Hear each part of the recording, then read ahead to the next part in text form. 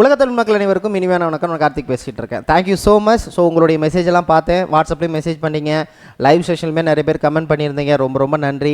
கொஞ்சம் விரக்தியாக இருக்கும்போது, கொஞ்சம் மனசு சரியில்லாமல் இருக்கும்போது பாரத்தை எங்கே போய் கொண்டு போய் சொல்கிறது உங்கள்கிட்ட தான் சொல்லுவேன். So thank you so much. நமக்கு எப்போதும் போல் கண்டிப்பாக நம்ம கண்டினியூ பண்ணுவோம். அதில் எந்த இடத்துலையுமே ஸ்டாப் ஆகாது. அப்போ சில சோர்வுகள் இருக்கும். அதுக்கான பலன் இல்லாத பட்சத்திலும், இல்லை அதற்கான எந்த ஒரு ரெஸ்பான்சிபிலிட்டி இல்லாத பட்சத்திலும் நம்மளும் மனிதர்கள் தானே. ஆனால் நீங்கள் ரொம்ப சப்போர்ட்டிவாக பேசுனதில் எனக்கு கொஞ்சம் ரொம்ப சந்தோஷமாக இருந்துச்சு. எப்போதும் இல்லாமல் நம்ம ஆரம்பிச்சிடலாம். இது குணம் சார்ந்தது, அதனால் என்றைக்குமே இது கைவிடவும் முடியாது. ஆரம்பிச்சிடலாம். ஸோ விடுதலை போராட்டத்தின் தமிழ்நாட்டின் பங்கில் 5வது வீடியோவில் அடித்து வச்சுருக்கோம். லாஸ்ட் எது வரைக்கும் நம்ம பார்த்துருக்கோம் அப்படின்னு பார்த்தீங்கன்னா, ஆரம்பத்திலே உங்களுக்கு சொல்லிட்டேன், வாவு சிதம்பரனார் ஐயாரிலேருந்து ஆரம்பித்து நிறைய பேரை நம்ம பார்த்துட்டோம். இப்போ அதோடைய கண்டினியூஷன் தான் இந்த வீடியோ. 4 வீடியோ முடிச்சிருக்கோம். பாரதியார் அவர்களுடைய இப்போ ஃபில் ஸ்டாப் பண்ணியிருக்கோம். அதாவது 1919 இருந்து தமிழகத்தில் என்னென்ன நடந்துச்சு அப்படின்னு நம்ம இப்போ பார்க்க போகிறோம். ஸோ முன்னாடி பாரதியார், வாவு சிதம்பரனார் அவர்கள், சுப்பிரமணிய சிவா அவர்கள், அப்புறம் டாக்டர் செண்பகராமன் அவர்கள், அதுக்கப்புறம் நீலகண்ட பிரம்மச்சாரி அவர்கள், இந்த மாதிரி எல்லாரையும் பார்த்துட்டோம். இப்போ தன்னாட்சி இயக்கம் அப்படிங்கிற மாதிரி பார்க்க போகிறோம். தன்னாட்சி இயக்கம் ஏன் உருவாக்கப்பட்டது, அதோட ரீசன் என்ன, யார் உருவாக்குறாங்க அப்படிங்கிறத அந்த வீடியோவில் பார்க்க போகிறோம். தன்னாட்சி மட்டும் இல்லாமல் அதுக்கப்புறம் ரவுலட் சட்டம் எப்படி இருந்துச்சு, ஒத்துழையாமை இயக்கம் எப்படி இருந்துச்சு அப்படின்னு ஒன் பை ஒன்னாக பார்க்க போகிறோம். போலாமா? நான் ரொம்ப எனர்ஜெட்டிக்காக இருக்கேன். அதை இப்படி அப்படியே போயிடும். எஸ். ஃபர்ஸ்ட் ஆஃப் ஆல் இந்த தன்னாட்சி இயக்கம் அப்படின்னு சொன்னாலே நீங்கள் 2 பேரை ஞாபகத்தில் வச்சுக்கணும். ஒன்று திலகர், இன்னொன்று அன்னி பெசன்ட் அம்மையார். அன்னி பெசன்ட் அம்மையார் யார், எதுக்கு இங்கே திடீர்னு 1916 தன்னாட்சி இயக்கம் ஆரம்பிக்கிறாங்க? இதுக்கு முன்னாடி ஆரம்பிச்சிருக்கலாம், இல்லை இதுக்கப்புறம் ஆரம்பிச்சிருக்கலாம். அது ஏன்டா நீங்கள் தன்னாட்சி இயக்கத்தை 1916 ஆரம்பித்தாங்க அப்படிங்கிற ஒரு கேள்வி வரும். கதை புரிகிற மாதிரி சொல்லணும் அப்படின்னு பார்த்தீங்கன்னா, சுதேசி இயக்கத்தை 1905 வங்கப்பிரிவின் காரணமாக சுதேசி இயக்கம் இங்கே கொண்டு வரப்பட்ட பொழுது இங்கே தீவிரவாத இயக்கத்தில் நிறைய பேர் ஆங்காங்கே ஒரு விஷயத்தை ஃபாலோ பண்ணாங்க.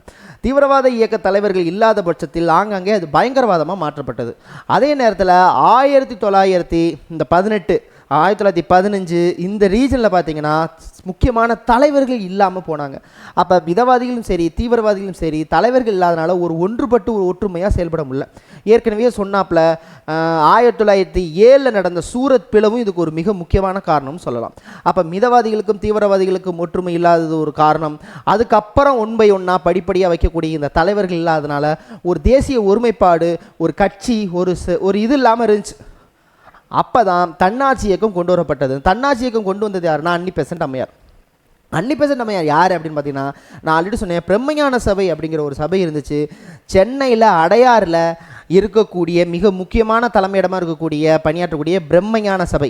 இந்த பிரம்மஞான சபையோட கூட்டம் தான் ஃபஸ்ட்டு 1884 நடந்துச்சு. அப்போ தான் எல்லோரும் உட்காந்து பேசிகிட்டு இருந்தாங்க, அடுத்த வருஷம் ஒரு இந்திய தேசிய காங்கிரஸ்னு ஒரு இந்திய அளவில் தேசியவாதத்தில் ஒரு இயக்கத்தை உருவாக்கணும்னு சொன்னோம் இல்லையா, அந்த சபை தான். அதில் ஒரு மிக முக்கியமாக இருந்த நபர் தான் அன்னி பெசன்ட் அம்மையார். அன்னி பெசன்ட் அம்மையாருடைய எந்த நாட்டை சேர்ந்தோம்னா அயர்லாந்து நாட்டை சேர்ந்தவர். இவங்க என்ன பண்ணுறாங்க அப்படின்னா, தலைவர்கள் இல்லாத இந்த இடத்தில் ஒரு மிக முக்கியமான பிரதான அமைப்பு வேணும்னு சொல்லி தன்னாட்சி இயக்கத்தை கொண்டாங்க. தன்னாட்சி இயக்கம்னாலே அதில் சுயாட்சி, அதுதான் கான்செப்ட். ஸோ சுயாட்சி வேணும், கல்வியில் சிறந்த கல்வியை உருவாக்கணும், இந்த மாதிரி ஒரு அமைப்பு உருவாக்கணும்னு நினச்சாங்க.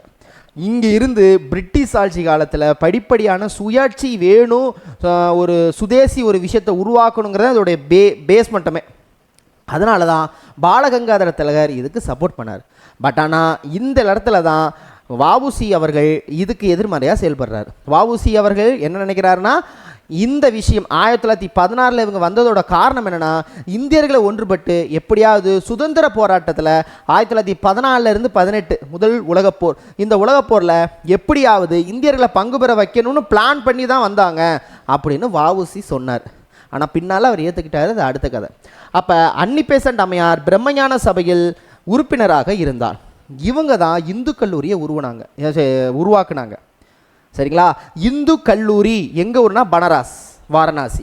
அப்போ வாரணாசியில் இருக்கக்கூடிய மத்திய இந்து கல்லூரியை நிறுவினார். இந்த மத்திய இந்து கல்லூரி தான் பின்னாளில் இந்து கல்லூரியாக மாறினுச்சு.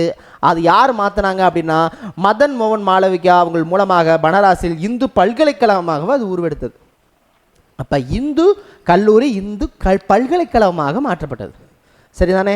இப்போ இவங்க உறுப்பினராக இருக்கும் பொழுது என்ன நடக்குதுன்னா, பிரம்மஞான சபையில் இருக்கும் பொழுதே 1907 ஆல்காட் அவர்கள், ஆல்காட் யாருன்னா பிரம்மஞான சபையை உருவாக்கியவர். பிளெவஸ்கி மற்றும் ஆல்காட் இவங்க 2 பேர் தான் அவங்க உருவாக்கியிருப்பாங்க. 1907 அவர் ஆல்காட் இறந்ததுனால முழு பொறுப்பு அம்மையார் வந்து செஞ்சிச்சு. அப்போ அன்னி பெசன்ட் அம்மையாருடைய முழு விஷயமும், அதாவது சென்னை அடையாறில் நடந்த அந்த பிரம்மஞான சபை ஃபுல் கண்ட்ரோல் இவங்க கையில் வந்துச்சு. அப்போ தன்னாட்சி இயக்கம்னு ஒரு அமைப்பு உருவாக்கணும்னு அவங்க அப்போவே முடிவெடுத்துட்டாங்க. அப்போ தான் அவங்களுடைய வாழ்க்கையோட படிநிலைகளை வரிசையாக தெரிஞ்சுக்கணும். எந்தெந்த வருஷம் இப்போ நம்ம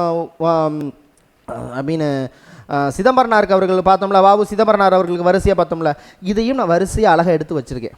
நம்பர் 1 என்ன தெரிஞ்சுக்கணும் அப்படின்னு பார்த்தீங்கன்னா, இந்திய தேசிய இயக்கத்தின் தளர்வுற்று இருந்த நிலையில் பிரம்மஞான சபையின் தலைவரும் அயர்லாந்து பெண்மணியுமான அன்னி பெசன்ட் அயர்லாந்தின் தன்னாட்சி அமைப்புகளை அடியொற்றி இயக்கத்தை முன்மொழிந்தார். இவங்க வரும்போது சப்போர்ட் இருந்துச்சானா? சப்போர்ட் இல்லை. முக்கியமாக இந்திய தேசிய காங்கிரஸ் சப்போர்ட் சுத்தமாக இல்லை. இவங்க வந்து என்ன கேட்பாங்கன்னா 1915 கேட்பாங்க. 1915 இந்த மாதிரி இந்திய தேசிய தன்னாட்சி இயக்கம்னு ஒரு இயக்கத்தை உருவாக்கணும். ஏன்னா இவங்க வந்து பிரிட்டிஷ்லேயே போய் இங்கே இந்தியர்களுக்காக ஒரு கட்சி அமைக்கலான்னு உருவெடுத்து அங்கே தன்னாட்சி இயக்கத்தெல்லாம் முன்மொழிஞ்சாங்க. எந்த ஒரு பாசிபிளும் இல்லை. நான் அங்கே இங்கிலாந்தில் போயிட்டு போராடினாங்கன்னா இதுக்கான முயற்சியில் ஈடுபட்டாங்க. அங்கே இங்கிலாந்துலேயே இந்தியர்களுக்கான ஒரு கட்சி அங்கே உருவாக்கலாம்னு நினச்சாங்க. பேக் டு இந்தியா வராங்க. 1915 அவங்களுக்கு ஒரு விஷயம் மட்டும் தெரிஞ்சு போச்சு. இந்திய தேசிய காங்கிரஸ் கூட்டத்தோட அப்ரூவ்டு, அதாவது அங்கீகாரம் இல்லைன்னா இங்கே நம்ம ஒன்றும் பண்ண முடியாது. இப்போ இந்த நல்ல விஷயத்தை செய்யணும்னா இந்திய தேசிய காங்கிரஸ் கூட்டத்தில் கேட்கணும் அப்படின்னு இந்திய தேசிய காங்கிரஸ் கூட்டம் 1915 நடக்கும்.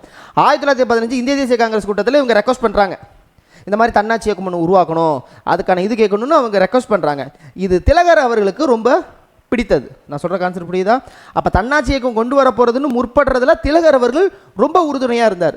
அதுதான் நீங்கள் ரொம்ப ரொம்ப முக்கியமாக நீங்கள் தெரிஞ்சுக்கணும். அதே நேரத்தில் வர்றதுக்கு முன்பாகவே இவங்க 1914 இவங்க காமன்வீல் அப்படிங்கிற ஒரு வார இதில் தொடங்கிட்டாங்க. வர்றதுக்கு முன்னாடி 1914 நல்லா கவனிச்சுக்கணும். இந்த காமன்வீலோட கான்செப்ட் என்ன? சுதந்திரம், தேசிய கல்வி, சமூக மற்றும் பொருளாதார சீர்திருத்தம். இதுதான் அவங்களுடைய மேஜர் பாயிண்ட்டு. ஸோ காமன்வீல் இப்படி தொடங்கினாலும் 1915 ஜூலை 14 நியூ இந்தியாவில் அறிக்கையை வெளியிடுறாங்க. நல்லா கொஞ்சம் நியூ இந்தியாவும் இவங்க உருவாக்குனது தான். நியூ இந்தியா, காமன்வீல் இவங்க வந்து உருவாக்கின நாளிதழ்கள், பத்திரிகைகள், மறந்துடவே கூடாது. அதே போல் தன்னாட்சி இயக்கம் 1916 தன்னாட்சி இயக்கம் அப்படிங்கிற ஒரு விஷயத்த வேண்டும் அப்படின்னு எடுத்து வச்சாங்க. நம்ம கதை மாதிரியே போயிடுவோம். அப்போ 1914 காமன்வீல் என்னும் வார இதழில் இவர் தொடங்கினார். 1915 ஜூலை 14 மாதத்தில் இதெல்லாம் ஞாபகம் அவசியம் இல்லை. நான் எது முக்கியம் சொல்கிறேன் அதை மட்டும் மாதம் டேட்டை ஞாபகம் தெரிஞ்சுக்குங்க. ஜூலை 14 நியூ இந்தியா தினசரி நாளிதழில் அவங்க அன்னி பெசன்ட் அம்மையார் தன்னாட்சி இயக்கம் தொடங்க போவதாக ஒரு முடிவை அறிவிக்கிறாங்க. நல்லா கான்செப்ட் புரிஞ்சுக்கணும். இவங்களுக்கு சப்போர்ட்டாக இருந்தவங்க யாருன்னா அருண் டேல், ரொம்ப முக்கியம் இந்த நபர். அருண் டேல், பிபி வாடியா மற்றும் சிபி ராமசாமி இவங்கெல்லாம் உறுதுணையாக இருந்தாங்க. யாருக்கு? அன்னி பெசன்ட் அம்மையாருக்கு. ஓகேங்களா? அப்போ அயர்லாந்தின் தன்னாட்சி இயக்கத்தின் அடிப்படையில், அயர்லாந்து நடந்த அந்த தன்னாட்சி இயக்கத்தின் அடிப்படையில் இங்கே இயக்கத்தை ஸ்டார்ட் பண்ண போகிறதாக அவங்க என்னது அறிவிக்கிறாங்க? முறைப்படி அறிவித்தது செப்டம்பர் 28 1915 செப்டம்பர் 28 1915 செப்டம்பர் 28 முறைப்படி அறிவித்தார் தன்னாட்சி இயக்கத்தை தொடங்க போகிறதா. 1928 செப்டம்பர் 28 இப்போ டிசம்பர் மாதம் வருது. 1915 கல்கத்தா செக்ஷன் நடக்குது. கல்கத்தா செக்ஷனுங்கிற பம்பாய் செக்ஷன். இந்த 1915 இந்திய தேசிய காங்கிரஸ் கூட்டத்தோட தலைவராக இருந்தது யாருன்னா சத்யேந்திர பிரசன்னா சின்ஹா ஞாபகம் வச்சுக்கோங்க. ஓகேங்களா? ஸோ சத்யேந்திர பிரசன்னா சின்ஹா அவர்கள் பம்பை காங்கிரஸ் கூட்டத்தில் இதுக்கு ஒத்துழைப்பு வேண்டி அவங்க கேட்குறாங்க. தன்னாட்சி இயக்கத்துக்கு இந்திய தேசிய காங்கிரஸ் ஒத்துழைப்பு வேணும்னு சொல்கிறாங்க. இதுக்கு யார் உறுதுணையாக இருக்கிறாங்க? திலகர், பாலகங்காதர திலகர், பெசன்ட் அம்மையார் ஆகியோர்கள் முயற்சியால் டிசம்பர் 15 பம்பாயில் நடந்த காங்கிரஸ் மாநாட்டில் பேசுகிறாங்க. என்ன பேசுகிறாங்க தெரியுமா? செப்டம்பர்லாம் நான் அறிவிச்சிருக்கேன், நல்லா கொஞ்சிக்கணும். செப்டம்பர் மாதம் 1915 செப்டம்பரில் அறிவிச்சிருக்கேன். அடுத்த வருடம் டிசம்பர் கூட்டத்தில் பேசுகிறாங்க. 1915 செப்டம்பரில் நான் அறிவிக்கிறேன்னு சொல்லிட்டேன் சார், மாநாட்டில் பேசுகிறது. அடுத்த வருஷம் 1916 செப்டம்பருக்குள்ளே இந்திய தேசிய காங்கிரஸ் தன்னாட்சி அமைப்பை உருவாக்கலையா? நாங்கள் உருவாக்கிடுவோம். ஸோ அடுத்த மாதம் செப்டம்பருக்குள்ளே ஃபாலோ பண்ணுங்கள். அப்படின்னு இவங்க கேட்குறாங்க. 1915 மாநாட்டில் இவங்க சொல்கிறாங்க, 1916 செப்டம்பர் மாதத்துக்குள் தன்னாட்சி இயக்கத்தை கையில் எடுக்குமாறு அந்த மாநாட்டிற்கு காங்கிரஸ் கட்சியினர் பெசன்ட் அவர்கள் கேட்டுக்கொண்டார். அவ்வாறு செய்ய தவறினால் தாமே தன்னாட்சி இயக்கத்தை அமைக்க போவதாக சொன்னாங்க. ஆனால் வெளியில் வந்தோன்னே உங்களுக்கு தெரிஞ்சிருச்சு. இந்த சொல்லுவாங்கள்ல, முகரக்கட்டையை பார்த்தாலே தெரியுது படிச்சிருக்கா படிக்கலையான்னு சொல்லுவாங்க இல்லையா, பார்த்தாலே தெரிஞ்சிருச்சு இவங்க தன்னாட்சி அமைப்புன்னு ஒன்று இந்திய தேசிய காங்கிரஸ் சப்போர்ட் பண்ணுறதா இல்லை, நம்ம களத்தில் இறங்குவோம் அப்படின்னு செப்டம்பர் வரைக்கும் போகாமல் அதுக்கு முன்னாடியே ஆரம்பிச்சிடுவாங்க. அவங்களுக்கு கொடுத்த கெடு செப்டம்பரில் 1916 செப்டம்பர் தானே, அதுக்கு முன்னாடியே ஆரம்பிச்சிடுவாங்க. திலகர் ஃபஸ்ட்டு ஆரம்பிப்பார். இதோட நோக்கம் நான் திரும்ப சொல்கிறேன். இதோடைய நோக்கம் என்னவாக இருந்துச்சு அப்படின்னு பார்த்தீங்கன்னா, பிரிட்டிஷ் ஆட்சியில் இருந்து தன்னாட்சியை ஏற்படுத்தணும். ஸோ தாய்நாடு பற்றிய பெருமை உணர்வை இந்திய மக்களுக்கு ஏற்படுத்தணும். இது ரெண்டு தான் அதோடைய மேஜர் நோக்கம். தன்னாட்சியை படிப்படியாக கொண்டு வரணும், இதுதான் அதோட நோக்கம். இதன் அடிப்படையில் நீங்கள் ரெண்டு விஷயத்தை நல்லா தெரிஞ்சுக்கணும்.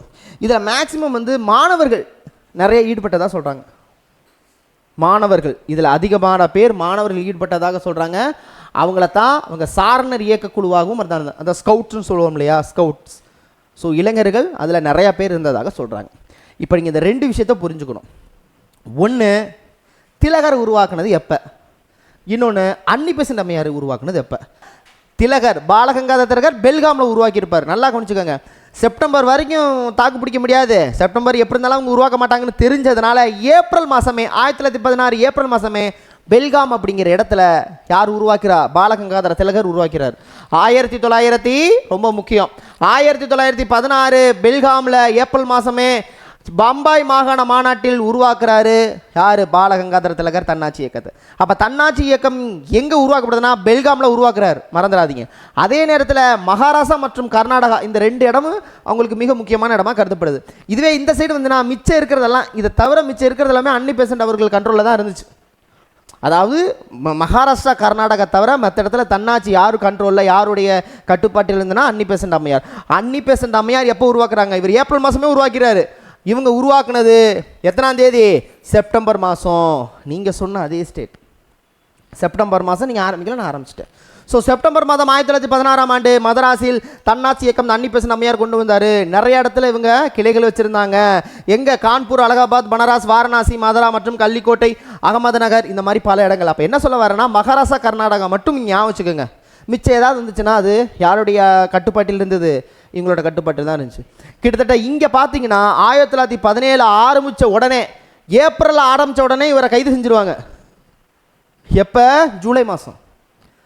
ஜூலை மாதமே ஜூலை 23 கைது செய்யப்படுற தனது 60வது வயதில் பாலகங்காதர திலகர் கைது செய்யப்படுகிறார். 60வது வயதில் பாலகங்காதர திலகர் பிறந்த நாளில் திலகர் கைது செய்யப்படுகிறார். அவரது பிறந்த நாளோட கைது செய்யப்படுறாராம், ஜூலை 23. அதே நேரத்தில் ஆரம்பத்தில் இருந்து 14,000 இருந்தது 32,000 உறுப்பினர்களை கொண்டதாக இருந்துச்சு. 14,000 32, இங்கே 10,000. நல்லா கவனிச்சிங்க. ஃபஸ்ட்டு யார் சப்போர்ட் பண்ணல, மிதவாதிகள், இந்திய தேசிய காங்கிரஸ் சப்போர்ட் பண்ணலை. அப்புறம் சப்போர்ட் பண்ணுறாங்க. எப்போ சப்போர்ட் பண்ணுறாங்க அப்படிங்கிற கான்செப்ட், காந்திஜி எப்போ அறிக்கை வெளியிடுறாரோ, காந்திஜி எப்போ அதிகாரப்பூர்வமாக சொல்கிறாரோ அது வரைக்கும். சவுண்டு கேட்குதா? ஓகே. காந்திஜி எப்போ சொல்கிறாரோ அது வரைக்கும். அப்போ இதில் காந்திஜி பங்கு எடுத்ததுக்கப்புறம் நிறையா பேர் சேர்றாங்க. அதில் மிக முக்கியமான ஜவஹர்லால் நேரு, முகமது அலி ஜின்னா, சக்கரவர்த்தி, நிறையா பேர் இதில் என்னது பார்ட்டிசிபேட் பண்ண ஆரம்பிச்சிடுறாங்க. ஜவஹர்லால் நேரு, முகமது அலி ஜின்னா, பி சக்கரவர்த்தி, யார், பானர்ஜி முதற்கொண்டு கிட்டத்தட்ட நிறையா பேர் இதில் உறுப்பினர்களாக சேர ஆரம்பிச்சிருவாங்க. கிட்டத்தட்ட 10,000 பேர் இதில் உறுப்பினர்களாக வந்துடுவாங்க. சரிங்களா? இறுதியில் அப்போ 1917 பெசன்ட் மற்றும் அவரது கூட்டாளிகள் பிபி வாடியா, பெசன்ட் அம்மையாரும் பிபி வாடியாவும் சார்ஜ் அருண்டேல், மொத்தம் 3 பேர் சொன்னேன் இல்லையா, முக்கியமான நபர்கள்னா அன்னி பெசன்ட் அம்மையார் மற்றும் வாடியா, பிபி வாடியா அவர்கள் மிக முக்கியமாக, அருண்டேல், இவங்க எல்லாம் கைது செய்யப்படுவாங்க. இவங்க எப்போ கைது செய்யப்படுறாங்களோ அப்போதைக்கு இது பெரிய பூதாகரமாக வெடிச்சிடும். எங்கே, ஊட்டியில் உதகமண்டலத்தில் கைது செய்யப்படுவாங்க. யாரை, அன்னி பெசன்ட் அம்மையாரை. எப்போ, 1916 செப்டம்பர் மாதம் உருவாக்குனது படிப்படியாக கொஞ்சம் கொஞ்சமாக ஆடாய் இது பெரிய விஷயமா மாறப்படுதுன்னு தெரிஞ்சதுக்கப்புறம் ஜூன் மாதம் 1917 இவங்களை கைது செய்யப்படுறாங்க. இவங்க எப்போ கைது செய்யப்படுறாங்களோ, போராளிகளுக்கெல்லாம் மிஞ்சும் போராளி அப்படின்னு காந்தியடிகள் அவர்கள் அன்னி பெசன்ட் அம்மையாரை ஒரு புகழாரம் சூட்டினார். அந்த வார்த்தை திரும்ப சொல்கிறேன், போராளிகளை எல்லாம் மிஞ்சும் போராளி யாரு? அன்னி பெசன்ட் அம்மையார் அப்படின்னு சொல்கிறாரு. இதன் மூலமாக இவர்கள் விடுதலை செய்யப்படும்னு கூட்டங்கள் நடைபெறுது. அப்போ 1917 ஜூன் மாதம் கைது செய்யப்படுறதுனால பெரிய விஷயமா மாற்றப்படுது. எல்லாரும் ஒன்றுறாங்க, மிதவாதிகள் எல்லாருமே ஒன்று சேர்றாங்க. அதுக்கப்புறம் அவங்க கைது செய்யப்படுறாங்க, விடுதலை செய்யப்படுறாங்க. இவங்க விடுதலை செய்யும் பொழுது ராஜாஜி அவர்கள், காந்தியை சொல்லிட்டாருங்க, ராஜாஜி அவர்கள் என்ன பண்ணுறாங்க, ஒரு ஊர் மக்கள் எல்லாம் கூடி அவங்கள வரவேற்றாங்க, விடுதலை செய்யப்படும் போது வரவேற்றாங்க. அப்போ இப்பேற்பட்ட தன்னாட்சி அமைப்பை கொடுத்ததுக்காக, இப்பேற்பட்ட ஸ்டெப் எடுத்ததுக்காக இவங்கள தான் நம்ம அடுத்த இந்திய தேசிய காங்கிரஸ் கூட்டத்தில் தலைவராக பொறுப்பேற்க வைக்கணும்னு 1917 ஜூன் மாதம் கைது செய்யப்பட்டவங்க உடனே விடுதலை செஞ்சுருவாங்க. 1917 அந்த செஷனில் யார் தலைவராக இருக்காங்க? அன்னி பெசன்ட் தலைவராக இருக்கிறாங்க. அதனால தான் இந்திய தேசிய காங்கிரஸில் முதல் பெண்மணி இந்திய தேசிய காங்கிரஸ் கூட்டத்தின் முதல் பெண்மணி யாரு அப்படின்னு கேட்ட, பிரசிடெண்டா இந்திய தேசிய காங்கிரஸ் கூட்டத்தின் முதல் பெண் பிரசிடென்ட் யாருன்னு கேட்டிங்கன்னா, முதல் பெண் தலைவர் யாருன்னு கேட்டிங்கன்னா அன்னி பெசன்ட் அம்மையார். முதல் இந்திய பெண் கேட்டிங்கன்னா சரோஜினி நாயுடு. மாட்டிக்குவீங்க, 1925 அது போக போக பின்னாடி சொல்கிறேன். முதல் பெண்மணினா அன்னி பெசன்ட், அயர்லாந்து நாட்டை சேர்ந்தவங்க. ஆனால் அவங்க பெண்மணிங்கிறனால முதல் பெண்மணினா யாரு? அன்னி பெசன்ட் அம்மையார், 1917. புரியுதா? கதை புரியுதா? இதைத்தான் பின்னாடி நான் அழகாக சொல்லியிருப்பேன். தலைவர்கள் விடுதலையாக விட்டால் சட்ட மறுப்பு இயக்கத்தை கையில் எடுப்போம்னு திலகர் அப்பவே சொல்லிட்டாரு. இந்த தலைவர்லாம் விடுதலை செய்யப்படலன்னா சட்ட மறுப்பு இயக்கத்தை நாங்கள் திரும்ப கையில் எடுப்போம். ஜூலை மாதம் அருண்சன் பண்ணிட்டாரு. அதே நேரத்தில் இவங்க கைது செய்யப்பட்டதுனால இது கேட்பாங்க. 1919 ரவுலட் சட்டத்தை எதிர்த்து தனது நைட்வுட் பட்டத்தை துறந்தவர் யார்? ரவீந்திரநாத் தாகூர் அவர்கள். அன்னி பெசன்ட் அம்மையார் கைது செஞ்சதுனால சர் பட்டத்தை துறந்தவர் யாருன்னு கேட்பாங்க. கண்டிப்பாக கேட்பாங்க. கேட்டாங்கன்னா நீங்கள் யாரை சொல்லணும்னா, ஸோ அம்மையாரின் ஆதரவாக எஸ் சுப்பிரமணியம், ஜி சுப்பிரமணியம் அல்ல, தி இந்து நாளிதழ் உருவாக்குகிறவர் இல்லை, அவர் ஜி சுப்பிரமணிய ஐயர், இவர் எஸ் சுப்பிரமணியம். அப்போ எஸ் சுப்பிரமணியம் அவர்கள் சர் என்ற பட்டத்தை, நைட்வுட் பட்டம் தான், அதை துறந்து விடுவார். அது மட்டும் இல்லாமல் இந்த இயக்கத்தில் இருந்து மதன் மோகன் மாளவிகா, சுரேந்திரநாத் பானர்ஜி போன்ற தலைவர்கள் தங்களை தன்னாட்சி இயக்கத்தில் தீவிரமாக நீத்து கொண்டார்கள். வரிசையாக வராங்க.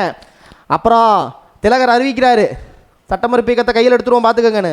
அடுத்து காந்தியடிகள் உத்தரவின் பேரில் ஜமுனா தாஸ் மற்றும் இவங்க பேரெல்லாம் ரொம்ப முக்கியம் கிடையாது, சரிங்களா? இருக்கிற பேரே நிறைய பேர் இருக்குது, ஆனால் தெரிஞ்சுக்கோங்க, சரிங்களா? ஸோ ஜமுனா தாஸ், துவாரா தாஸ் மற்றும் சங்கர்லால் பன்கர் ஆகியோர் அன்னி பெசன்ட் அம்மையார் மற்றும் இதர தலைவர்கள் சிறைப்படுத்த நடவடிக்கை ரத்து செய்ய கோரி 1000 நபர்களும் கையெழுத்து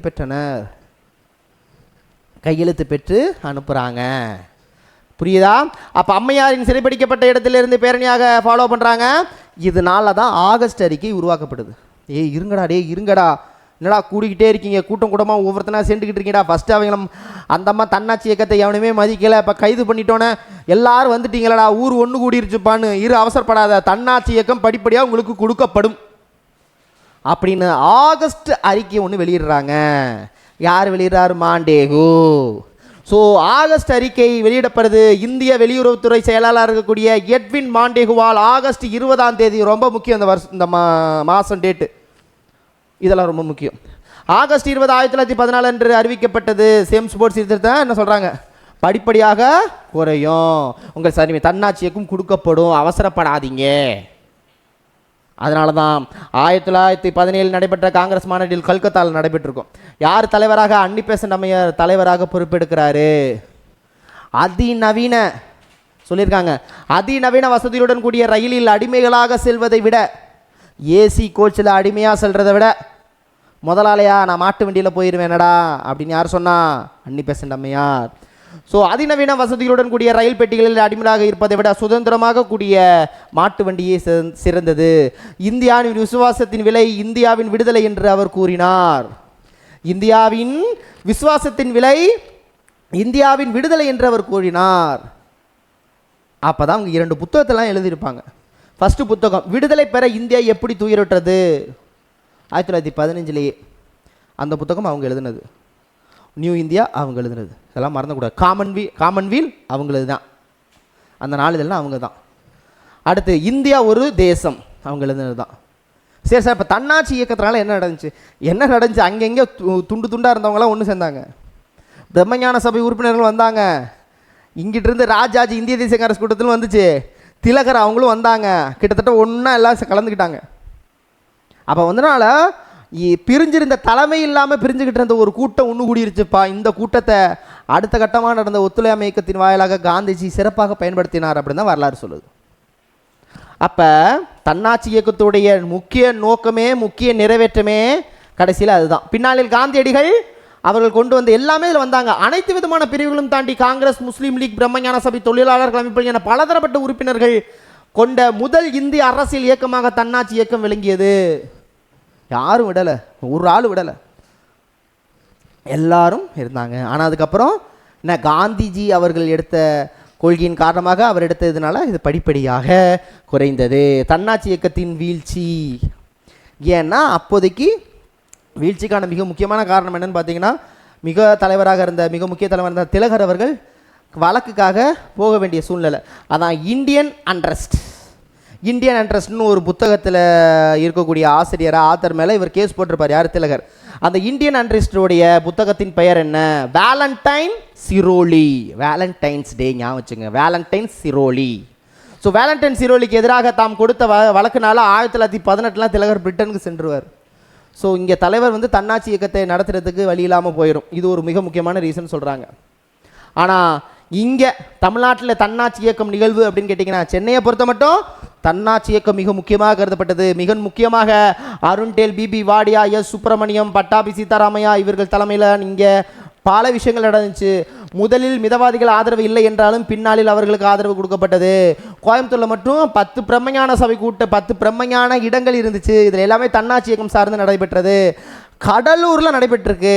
கடலூரில் மாதவராவ் அவர்கள் தலைமையில் நடைபெற்றிருக்கு. இதை மட்டும் ஞாபகம், கடலூரில் மாதவராவ் அவர்கள் தலைமையில் நடைபெற்றிருக்கு. அடுத்ததாக அன்னிபெசன்ட் அம்மையார் கைதை தொடர்ந்து எஸ் சுப்பிரமணியன் தனது சர்வுட் பட்டத்தை அந்த நைட்வுட் பட்டத்தை தொடர்ந்துருப்பார். அதை நம்ம பார்த்துட்டோம். முதலாக வெஸ்லி கல்லூரியில் பணிபுரிந்த திருவிக்க அவர்கள் அதை தூக்கி வீசிட்டு முதலாக அரசியலில் ஈடுபட்டது இங்கே தான். ஸோ வெஸ்லி கல்லூரியில் பணியாற்றிய திருவிக்க அவர்கள் களத்தில் குதிக்கிறார்.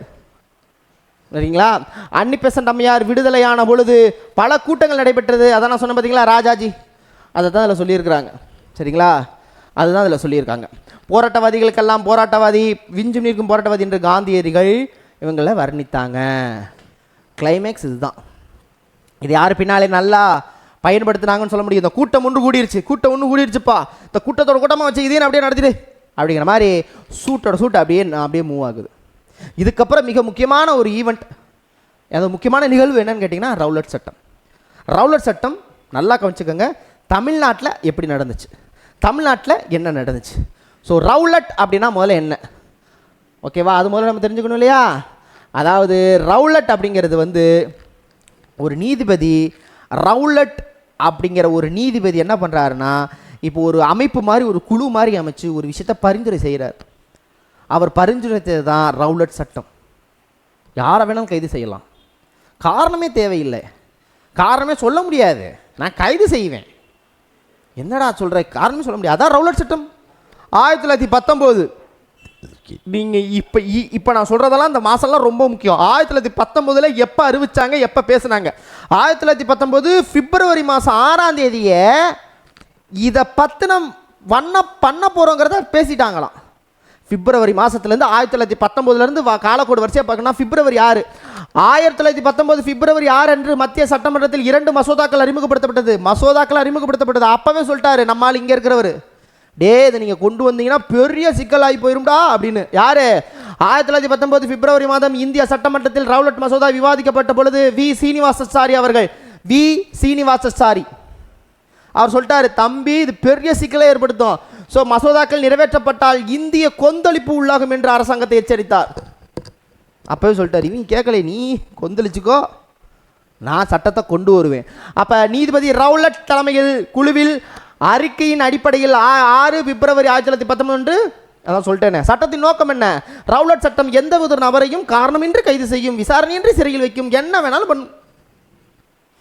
சரி, இப்போ நீங்கள் என்ன தெரிஞ்சுக்கணும், ரவுலட் சட்டத்துக்கும் தமிழ்நாட்டுக்கும் ஒரு மிக முக்கிய ஒற்றுமை இருக்குது. என்னடா ஒற்றுமை அப்படின்னா, ரவுலட் சட்டத்தை எதிர்த்து இங்கே போராட்டம் பண்ணணும் பிளான் போட்டதே சென்னையில் தான். அப்படியே காந்திஜி அவர்கள் ரவுலட் சட்டம் வரும்போது காந்திஜி சென்னையில் தான் இருந்தார். புரியுதா? சென்னையில் எங்கே இருந்தார் அப்படின்னு அடுத்த கொஸ்டின் கேட்பீங்க இல்லையா? சென்னையில் யார் வீட்டில் இருந்தார்னா கஸ்தூரி ரங்கன் வீட்டில் இருந்தார். எவர் தான் அவர்? கஸ்தூரி ரங்கன்.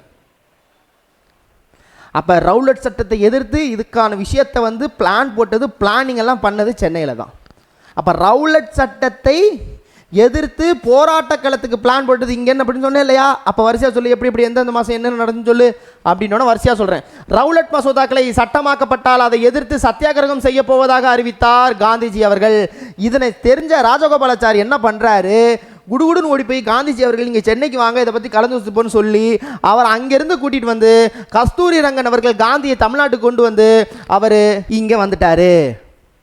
நல்லா கவனிச்சுக்கோங்க. மார்ச் 17 அவர் இங்கே இருக்கிறாரு. மார்ச் 18 அறிவிச்சிட்டாங்க. அப்போ மார்ச் 17 கஸ்தூரி ரங்கன் வீட்டில் காந்தியடிகள் இருக்கிறாங்க. இந்நிலையில் ரவுலட் சட்டம் நிறைவேற்றப்பட்டது. மார்ச் 18 நிறைவேற்றியிருப்பாங்க. நடைமுறைக்கு வந்தது எப்படின்னு தெரிஞ்சுக்கணும்ல. சட்டம் வந்துருச்சு, நடைமுறைக்கு வந்த நாள் மார்ச் 21. இதெல்லாம் மறக்கவே கூடாது, மறந்துடவே கூடாது. மார்ச் 17 கஸ்தூரி ரங்கன் வீட்டில் காந்தி தங்கிக்கிறாரு, சென்னையில் தங்கிட்டு இருக்காரு. அடுத்த நாளே இங்கே சட்டம் வந்து கொண்டு வந்துட்டாங்க. நடைமுறைக்கு வந்தது 21. இவங்க 21 22 இங்கே போராட்டத்தில் ஆரம்பிச்சலான்னு பிளான்லாம் போட்டாங்க. அப்போ ரவுலட் சட்டத்தை எதிர்த்து திட்டம் உருவாக்கப்பட்டது மார்ச் 21 22 உருவாக்குறாங்க, திட்டத்தை உருவாக்குறாங்க. நல்லா கொஞ்சம் டேட் இன்னும் சொல்லலை, டேட்டு இன்னும் சொல்லவில்லை. 21 22 திட்டம் தீர்க்கப்பட்டது. 21 நடைமுறைக்கு வந்துருச்சு. 21 22 திட்டம் தீர்க்கப்படுது. அதன் விளைவாக சத்தியாகிரக சபை ஒன்று அமைக்கப்படுது. இதில் காந்திஜி தான் தலைவராக இருக்கிறாரு. சத்தியாகிரக சபை எதனால் உருவாக்கப்பட்டது கேட்பாங்க. இந்த சத்தியாகிரக சபையில் காந்தி தலைவராகவும் விஜயராகவாச்சாரி டாக்டர் நஞ்சுண்டராவ்னு ஒருத்தர் இருக்கார். சரிங்களா? நஞ்சுண்டராவ் பிரகாசம் அவர்களாம் துணைத் தலைவராக இருந்தாங்க. ராஜாஜிலாம் செயலாளராக இருந்தார். ராஜாஜிலாம் செயலாளராக இருந்தார். அப்போ சென்னை மாநிலத்தில் கிட்டத்தட்ட 120 பேர் சத்தியாகிரக சபையில் கையெழுத்திட்டனர். ராஜகோபாலாச்சாரி, சத்தியமூர்த்தி, வஉசி. நான் திரும்பவும் சொன்னேன், வஉசி சிதம்பரம் நான் கிளாஸ் எடுக்கும்போது சொன்னேன், ரவுலட் சட்டத்தை எதிர்க்கிறதுக்கு நான் வரேன்ட்டார். ஒத்துழையாமை இயக்கத்துக்கு நான் சப்போர்ட் பண்ண மாட்டேன்ட்டார். சொன்னேனா? ஸோ வஉசி சிதம்பரனார் அவர்கள், அப்புறம் திருவிக்கா எல்லாமே இதில் வராங்க. ராமசாமி, ஈவே ராமசாமி, ஸோ வரதராஜுலு, சுப்பிரமணிய சிவா, வாடியா எல்லாமே இருக்கிறாங்க. இவங்கெல்லாம் இதில் இருக்கிறாங்க. இப்போ என்ன நீங்கள் நல்லா தெரிஞ்சுக்கணும்னா, 120 பேர் சைன் பண்ணி ஃபஸ்ட்டு மார்ச் 30 ஃபாலோ பண்ணலான்னு யோசிச்சாங்க. மார்ச் 30 லான்ச் பண்ணிடுவோமா, ரவுலட் சட்டத்தை எதிர்த்து இந்த சத்தியாகிரக போராட்டத்தை ஆரம்பிச்சலாமன்னும் போது மார்ச் 30 வேண்டாம் அப்படின்னு காந்தி முடிவெடுத்து, இருங்க நான் இங்கே ஒரு 4 இடத்துல பேசிவிட்டு நான் நார்த்துக்கு போயிடுறேன், நம்ம ஏப்ரல் மாதம் ஸ்டார்ட் பண்ணிடுவோம். அப்போ ஃபஸ்ட்டு மார்ச் 30 தான் ஃபிக்ஸ் பண்ணாங்க. ஆனால் மார்ச் 30 தேதியை ஃபஸ்ட்டு ஃபிக்ஸ் பண்ணி அதுக்கப்புறம் கஸ்தூரி ரங்கன் ஐயங்கார், ராஜகோபாலாச்சாரி, விஜயராகவாச்சாரி ஆகியோருடன் கலந்து பேசி தேதியை தள்ளி போட்டாங்க ஏப்ரல் மாதத்துக்கு. அதுக்கடையில் நம்ம காந்திஜி தஞ்சாவூர், திருச்சி, மதுரை, தூத்துக்குடி எல்லாமே பெரிய பெரிய ஏரியா. இங்கெல்லாம் போய் என்ன பண்ணுறாங்க, பேசுகிறாங்க. பேசி அதுக்கப்புறம் அந்த மாதம் லாஸ்ட்டில் அவர் பயணம் மேற்கொள்வார், பம்பாய்க்கு சென்றுவார். 28 பம்பாய் சென்றுவார். அங்கே போனதுக்கப்புறம் பிளான் போடுறாங்க.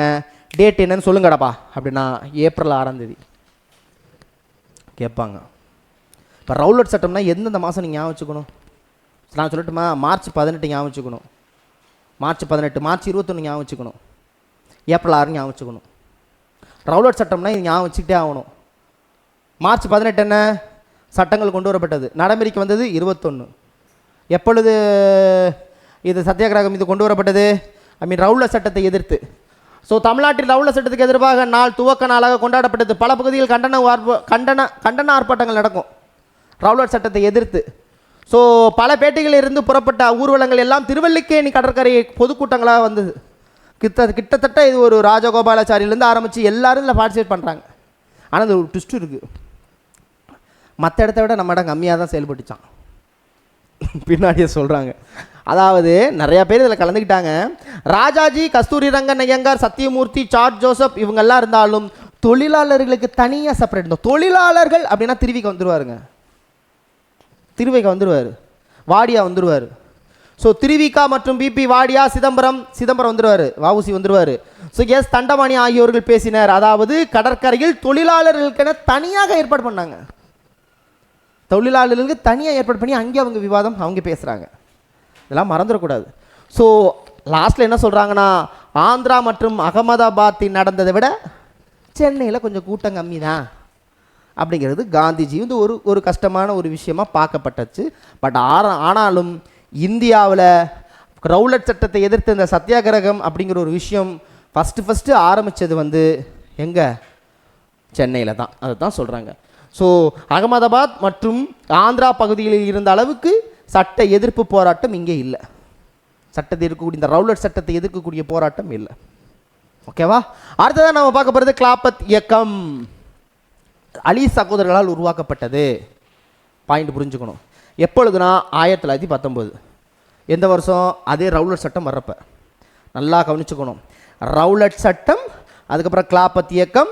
கிலாபத் இயக்கம் உருவாக்குனது அலி சகோதரர்கள். கிலாபத் இயக்கம் அப்படிங்கிறது கலிபா அப்படிங்கிற ஒரு பதவியை பாதுகாப்பதற்காக. ஸோ அப்போ முஸ்லீம்கள் இருக்கக்கூடிய கலிபா அப்படிங்கிற தலைவர் பதவியை காப்பாற்றுவதற்காக, அப்போ இந்தியாவின் உதுமானிய கலீபகத்தை காப்பதற்காக உருவாக்கப்பட்டது அது அலி சகோதரர்கள் அவர்களால் உருவாக்கப்பட்டது. அப்போ முஸ்லீம்களுக்காக உருவாக்கப்பட்ட ஒரு அமைப்புன்னு சொல்லலாம் இந்த கிலாபத் இயக்கம். இந்த கிலாபத் இயக்கில் ஒரே ஒரு விஷயத்தை நீங்கள் புரிஞ்சுக்கணும். இந்த கிலாபத் இயக்கம் முஸ்லீம்களுக்காக உருவாக்கப்பட்ட இந்த அமைப்பு இந்திய தேசிய காங்கிரஸ் முழுமையாக ஒத்துழைப்பு கொடுத்துச்சு. ஏன்னா இந்திய ஒற்றுமைக்கு பின்னால் வரக்கூடிய போராட்டங்களுக்கு முஸ்லீமின் பங்களிப்பு ரொம்ப முக்கியம்னு இந்திய தேசிய காங்கிரஸ் கருதுச்சு. அப்போ கிலாபத் இயக்கம் அப்படிங்கிற ஒரு இயக்கத்தின் வாயிலாக முஸ்லீம்கள் கொண்டு வந்த ஒரு விஷயம் இந்திய தேசிய காங்கிரஸுடன் இணையும் பொழுது அது மிகப்பெரிய ஒரு போராட்ட களமாக மாறும். அது பின்னாளில் ரொம்ப உபயோகப்படும், அது நம்ம சத்தியாகிரக போராட்டத்துக்கு வழிவகுக்கும்னு அவங்க நம்பினாங்க. அதனால் கிலாபத் இயக்கம் மிக முக்கியமாக சப்போர்ட் பண்ணது இந்திய தேசிய காங்கிரஸ். யார் சப்போர்ட் பண்ணல? நீதி கட்சி. அதை நம்ம பின்னாடி பார்ப்போம். சரிதானே? எஸ். அப்போ கலிபா அவங்களை காப்பதற்காக உருவாக்கப்பட்டது தான் இந்த கிலாபத் இயக்கம். முகமது அலி, சவுக்கத் அலி என்ற 2 நபர்களால் உருவாக்கப்பட்டது. இந்த முகமது அலி சவுக்கத் அலியை தான் அலி சகோதரர்கள் சொல்லுவாங்க. இப்போ நீங்கள் இதில் என்ன தெரிஞ்சுக்கணும்னா, அக்டோபர் மாதம் 17 ரொம்ப முக்கியம். இதுதான் கிலாபத் தினம் என்றுன்னு கேட்பாங்க. கிலாபத் தினமாக கொண்டாடப்படுவது என்னது? அக்டோபர் 17, 1919. புதுடெல்லியில் கூட்டம் எப்போ கூட்டியிருப்பாங்கன்னா நவம்பர் 23, 1919. கிலாபத் தினம் கண்டிப்பாக கேட்பாங்க. அக்டோபர் 17, 1919. அப்போ ரவுலட் சத்தியாகிரகத்தை முழு வீச்சுடன் ஈடுபட்டு கொண்டு தனது செல்வாக்கை பலப்படுத்தி கொண்டிருந்த ராஜகோபாலாச்சாரி கிலாபத் இயக்கத்தின் ஆதரித்து அதன் மூலம் தமிழ்நாட்டு முஸ்லீம்களுக்கு ஆதரவை பெற்றார். முடிஞ்சு போச்சு, சொல்லி முடிஞ்சு. ரவுலட் சட்டத்தில் தமிழ்நாட்டில் வந்து ரொம்ப பிரசித்தி பெற்ற ஒரு நபராக கருதுகிட்ட ராஜகோபாலாச்சாரி என்ன பண்ணார்? கிலாபத் இயக்கத்தை சப்போர்ட் பண்ணார்.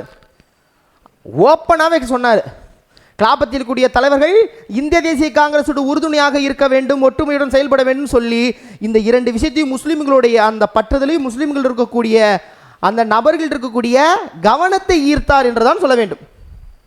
இது பின்னால் பயன்பட்டுச்சு. ஸோ 1919 ஆகஸ்டில் கூடிய சென்னை மாநில காங்கிரஸ் மாநாட்டில் சி ராஜகோபாலாச்சாரி அலி சகோதரர்கள் விடுதலை செய்வதற்கான தீர்மானத்தை கொண்டு வந்தார். அதாவது அலி சகோதரர்கள் கைது செய்யப்படுவாங்க, அதை வெளியில் வருவதற்கான தீர்மானத்தை கொண்டு வர்றாரு யாரு? ராஜாஜி. நெக்ஸ்ட் அவ்வாண்டு அக்டோபர் 17 நான் சொன்னேனே கிலாபத் தினம் கொண்டாடப்பட்டது. இதில் ஒரு நபர் ரொம்ப முக்கியம். கிலாபத் கூட்டங்களிலும் கலந்து கொண்ட ராஜகோபாலாச்சாரி யாக்கூப் ஹசானை ஆதரித்து பேசினார்.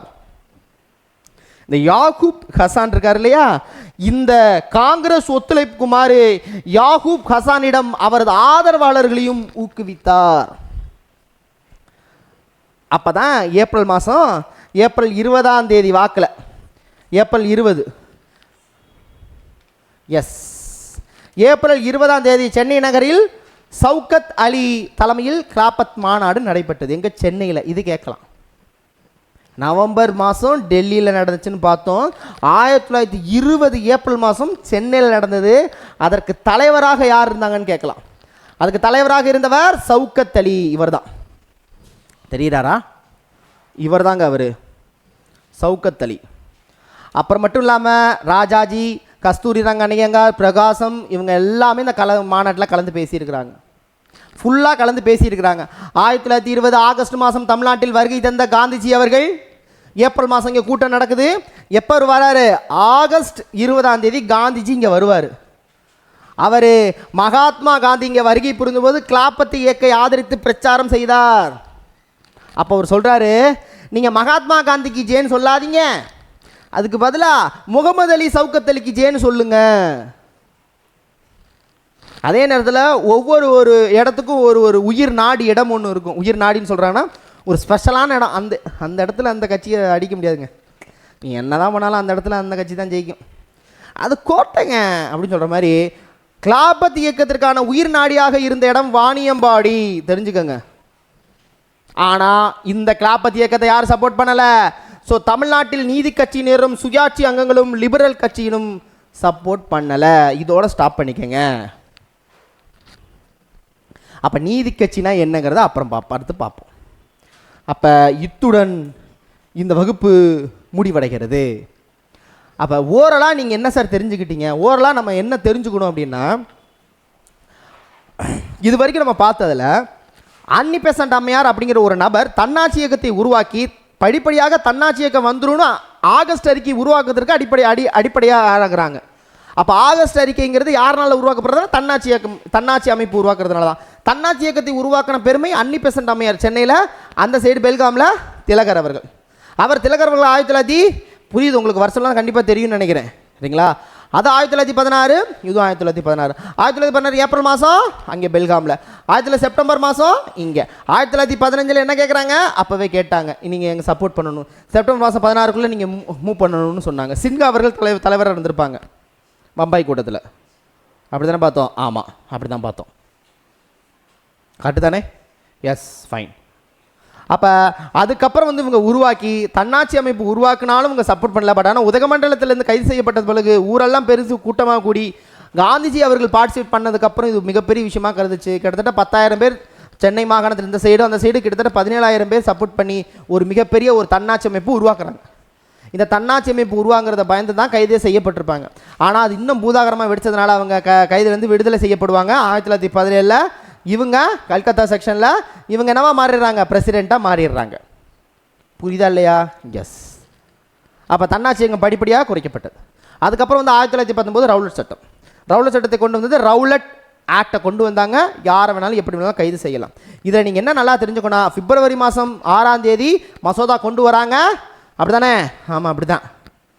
மார்ச் மாதம் 18 சட்டம் வருது. மார்ச் மாதம் 21 நடைமுறைக்கு வருது. ஏப்ரல் 9 ரவுலட் சட்டத்தை எதிர்ப்பு ஆர்ப்பாட்ட கூட்டங்கள் நடைபெற்றது. கரெக்டா? முடிஞ்சு போச்சு. 1919 அதுக்கப்புறம் அக்டோபர் 17 கிளாபத் தினம். சவுக்கத் அலி, முகமது அலி சவுக்கத் அலி கலிபா அவர்களுடையதை காப்பதற்காக உருவாக்கப்பட்டது. சரிங்களா? அவமதிப்பு செய்யப்படக்கூடிய கலிபா அவர்களை காப்பதற்காக உருவாக்கப்பட்ட அமைப்பு தான் இந்திய தேசிய காங்கிரஸ். இதில் மிக முக்கியமாக பங்கு வைத்தாங்க. ராஜகோபாலாச்சாரி இதில் மிக முக்கியமாக பார்ட்டிசிபேட் பண்ணுறாங்க. சரிதானே? ரொம்ப முக்கியம். நவம்பர் மாதம் எங்கே நடக்கும்? நவம்பர் 23 புதுடெல்லியில் நடக்கும். இங்கே நடக்கும் அடுத்த வருஷம் 1920 இங்கே. ஏப்ரல் கணக்கில் இங்கே நடக்கும். எங்கே நடக்கும்? சென்னையில் நடக்கும். சவுக்கத் அலி அவர்கள் தலைவராக இருப்பாங்க. முகமது அலி சவுக்கத் அலி தலைவராக இருப்பார். சரிதானே? அதுக்கப்புறம் காந்திஜி இங்கே பார்ட்டிசிபேட் பண்ணுறாரு. இந்த கிளாபத்து மாநாட்டில் இது பண்ணுறாங்க, எல்லாரும் சப்போர்ட் பண்ணுறாங்க. இந்திய தேசிய காங்கிரஸ் முஸ்லீம்களுக்கான உறுப்பினர்களை ஆதரவு பெறுவதற்காகவும் அந்த ஆதரவுடன் இந்திய தேசிய காங்கிரஸ் செயல்படணும் அவங்க விரும்பினாங்க. நீதி கட்சி எகென்ஸ்டா லிபரல் கட்சி, நீதி கட்சி, சுயாட்சி அமைப்பு இதை தீவிரமாக ஏற்றாங்க. முடிஞ்சு போச்சு. இதுதான் ஒட்டுமொத்தமாக இருக்கக்கூடிய கான்செப்ட். சரிங்களா? Thank you so much. மீண்டும் சந்திக்கலாம் அடுத்தடுத்த வீடியோவில். கொஞ்சம் டக்குன்னு சீக்கிரம் முடிச்சிடலாம். யார்? உங்கள் கார்த்திக். நல்ல முறையில் படிங்க. சொல்லக்கூடிய விஷயம் ஒன்று தான், இது பயனாக இருக்கணும் அப்படின்னா இதை நீங்கள் உள்ளார்ந்து படித்து நோட்ஸ் எழுதணும். நோட்ஸ் எழுதாமல் உங்களால் கிளியர்லாம் பண்ணவே முடியாது. நான் பார்த்து சும்மா நோட்ஸை பார்த்து சத்தியமாக கிளியர் முடியாது. குரூப் 4 கூட கிளியர் பண்ண முடியாது. தெளிவாக சொல்லிட்டேன். ஸோ படிக்கிறத உழைப்பை கரெக்டாக போடுங்க.